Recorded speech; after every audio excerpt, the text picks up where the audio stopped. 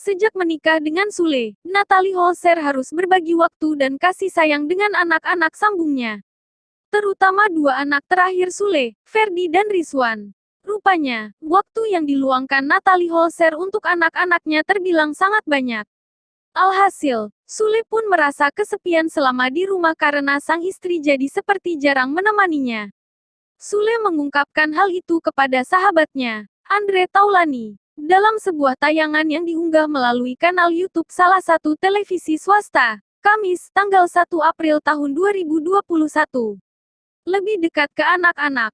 Gue jujur, sekarang tuh merasa sendiri. Karena anak-anak tuh sama dia semua. Artinya, anak-anak tuh welcome banget, nyaman sama dia, terang Sule kepada Andre.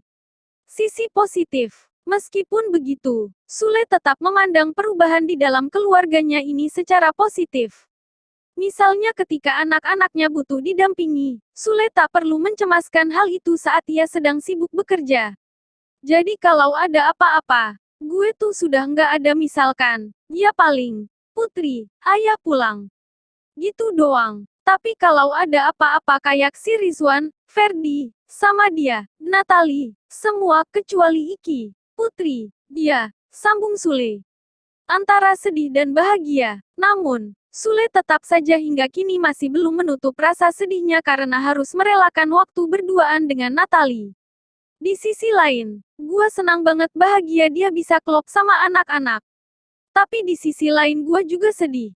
Karena dia selalu sama anak-anak, gua kerja doang. Gitu, Sule mengungkapkan. Sudah jadi istri dan ibu sepenuhnya. Terakhir, Sule juga menjelaskan bahwa Natalie tak hanya mengurus anak-anak. Sule mengatakan bahwa istrinya itu sejak pagi-pagi sekali sudah mengurus pekerjaan rumah tangga sampai karyawan. Ketika bangun tidur, Sule sudah tak ditemani istrinya.